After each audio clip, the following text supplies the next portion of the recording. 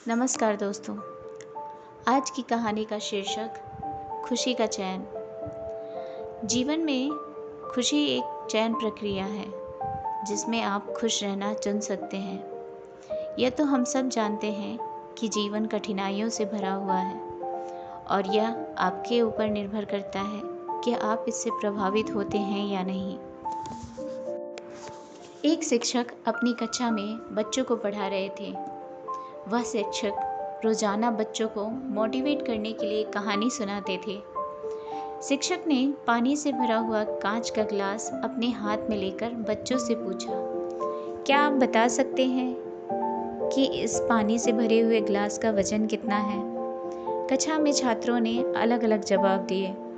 किसी ने कहा 200 ग्राम, तो किसी ने कहा 300 ग्राम। तो उस शिक्षक ने सभी बच्चों को बोला कि बच्चों, यह मायने नहीं रखता कि वास्तविक रूप में इस पानी से भरे हुए ग्लास का वजन कितना है।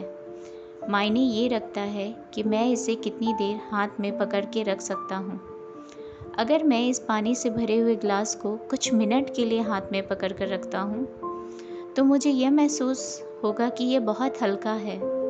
लेकिन अगर मैं इस पानी से भरे हुए ग्लास को दिन भर हाथ में पकड़ कर रखता हूँ तो मेरा हाथ दुखने लगेगा।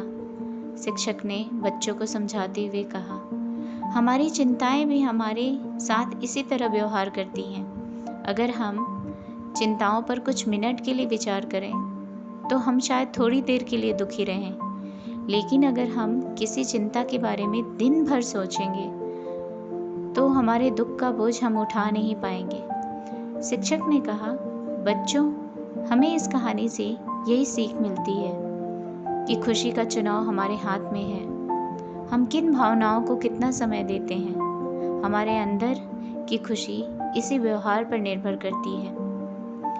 दोस्तों, हम लोगों का खुश रहना बहुत आवश्यक है। खुशी हमारे लिए एक ऐसी चीज है जो हमें जिंदगी को जीने की प्रेरणा देती है। हमें जीवन को खुश रहने के लिए सही और गलत का चुनाव करना बहुत ज़रूरी है। इसलिए जीवन में वही करें जो सही हो, इसके विपरीत वह न करें जो गलत हो। जीवन में खुशी का चयन प्रक्रिया हम पर निर्भर करता है या आपके ऊपर निर्भर करता है कि इससे आप प्रभावित होते हैं या नहीं। आपके जीवन में खुश रहने के लिए सबसे महत्वपूर्ण बात यह है कि आप अपने जीवन का आनंद लें, और यह सबसे ज़्यादा मायने रखता है। खुशी किसी भी बाहरी परिस्थिति पर निर्भर नहीं करती, यह हमारे मानसिक दृष्टिकोण पर निर्भर करती है। दोस्तों, मुझे उम्मीद है कि आपको मेरी ये कहानी पसंद आई होगी। अगर आपको ये कहानी अच्छी लगी तो नीचे कमेंट बॉक्स में कमेंट कर हमें ज़रूर बताएं और लाइक, सब्सक्राइब और शेयर करना ना भूलें। नमस्कार दोस्तों, आज के इस कहानी का शीर्षक है खुशी की खोज। जगतपुर नाम का एक बहुत बड़ा शहर था। उस शहर में रामनयन नाम का एक बहुत धनी व्यापारी रहता था। बहुत पैसा और सुख होने के बावजूद भी वो कभी खुश नहीं रहता था। वो अपनी खुशी को तलाशता रहता था। लोग उसको कई सुझाव दिया करते। उसने अपने शहर में एक फरमान जारी किया, जो भी इंसान मुझे खुश कर पाएगा उसे बहुत पैसा और ज़मीन इनाम में दी जाएगी। लोग यह सुनकर दूर दूर से शहर से आने लगे। लोगों के आने से वहाँ का व्यापार भी खूब तेज हुआ। कोई उसको नाच के, गा के, कोई चुटकुले सुनाकर खुश करने की कोशिश करता, लेकिन बात नहीं बनी। रामनयन दुखी का दुखी ही रहता। एक दिन वो अपने कमरे में सोने की कोशिश कर रहा था। उसको नींद नहीं आ रही थी। उसने सोचा कि जरा नीचे बगीचे में थोड़ा घूम कर आता हूँ। नीचे पहुँचते ही चौकीदार मिला। मालिक, इतनी रात को कहाँ जा रहे हैं? क्या बात है? रामनयन बोला, नहीं, थोड़ा घूमने के लिए निकला हूँ, नींद नहीं आ रहा है। रामनयन घूमते हुए अपने बगीचे से बाहर देखता है। रास्ता पूरा सुनसान दिखता है।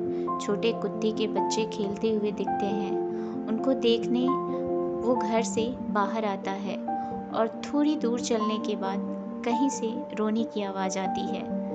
वो उस आवाज़ की तरफ चलता है। एक झोपड़ी में से एक आवाज़ आती है। ज़रा पास जाके आवाज़ लगाता है, कोई है? क्या बात है? क्यों रो रहे हो?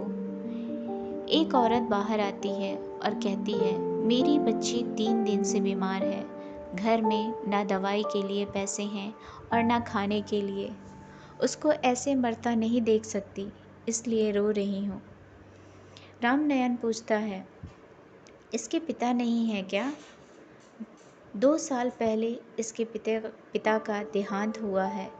मैं घरों में साफ सफाई का काम कर घर चलाती हूँ, पर इसकी बीमारी के चलते काम पे जाना बंद हो गया है। ये सब सुनकर रामनयन की आंखों में एकदम से चिंता आ गई। वो झट से अपने घर की तरफ मुड़ा। घर पहुँचते ही अपने नौकर को लेके अपनी गाड़ी में उस झोपड़ी की जगह पहुँचा। लड़की को उसकी माँ की मदद से गाड़ी में बिठाकर शहर के अस्पताल लेकर गया। उसका अच्छा इलाज कराया और उसकी माँ को अपने घर में काम पे रखा। साथ में उस लड़की के आगे की पढ़ाई और उसकी शादी की सारी जिम्मेदारी खुद पर ले ली। ऐसे उसकी माँ को वचन भी दिया। रामनयन जैसे ही अस्पताल से बाहर निकला और अपनी गाड़ी की तरफ बढ़ा, उसको बहुत अच्छा लग रहा था। दिमाग का बोझ कम हुआ। लग रहा था कि उसको एक अजीब सी शांति का एहसास हो रहा है। वो जिस खुशी की तलाश में था, वो खुशी उस बच्ची को मदद करने के बाद उसको मिल चुकी थी। सीख, इस कहानी से हमें यही सीख मिलती है, हमेशा लोगों की मदद करती रहना चाहिए। इससे मन को शांति मिलती है।